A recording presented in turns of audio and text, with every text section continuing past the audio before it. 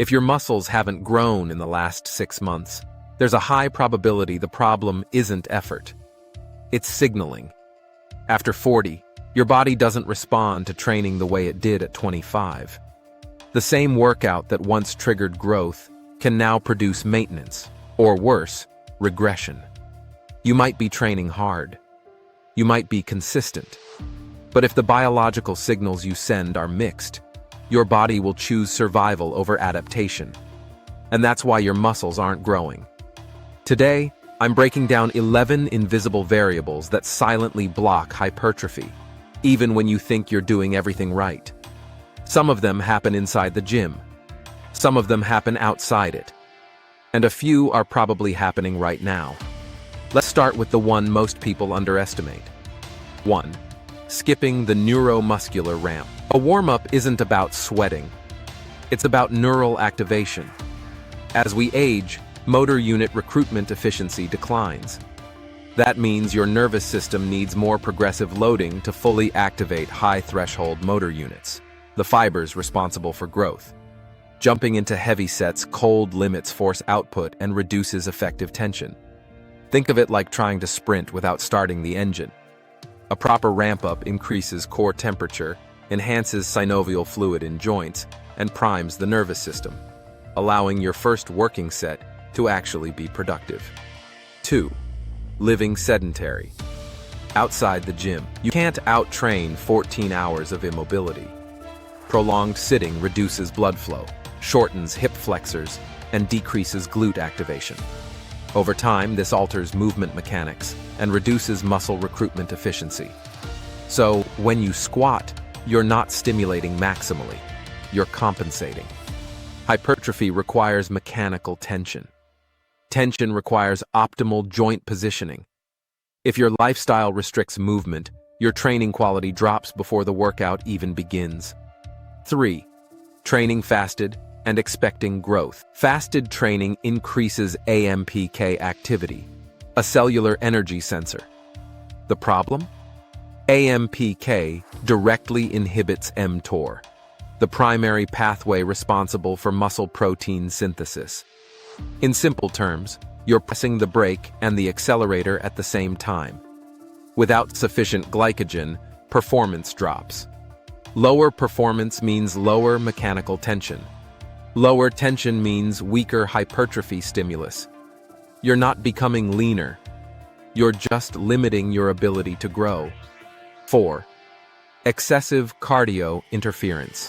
Cardio isn't the enemy, but excessive endurance training increases cortisol and activates pathways that favor energy efficiency over muscle accretion. This is called the interference effect. When endurance signaling dominates, your body adapts by becoming metabolically efficient, not bigger. For men over 40, recovery bandwidth is already reduced. If you drain it with excessive cardio, you reduce the adaptive resources available for growth. Moderation preserves both heart health and hypertrophy potential. 5. Avoiding compound. Lower body work. Large compound lifts create the greatest systemic stimulus.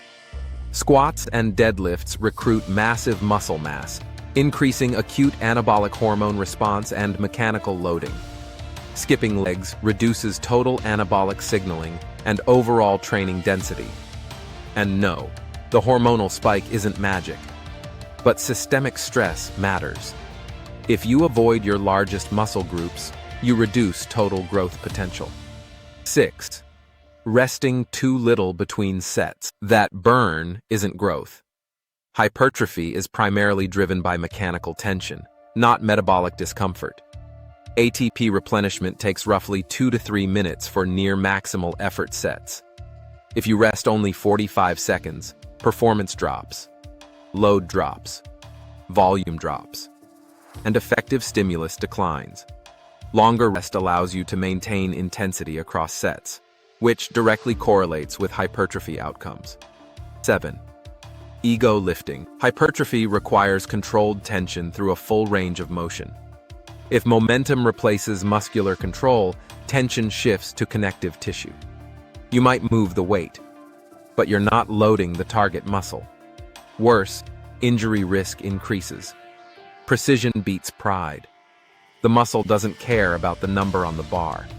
It responds to tension. 8. Guessing your protein intake. Muscle protein synthesis requires sufficient amino acid availability. Research consistently shows 40.71 g of protein per pound of body weight supports hypertrophy in resistance-trained individuals. If intake is inconsistent, growth becomes inconsistent. Thermodynamics still apply. No amount of perfect programming compensates for inadequate substrate. You cannot build tissue without material. 9. Excessive volume, more is not better. Volume follows a dose-response curve. After a certain threshold, additional sets provide diminishing returns and increase systemic fatigue. For men over 40, recovery capacity is finite. If you exceed your recoverable volume, performance declines week over week. Adaptation requires stress, but also recovery.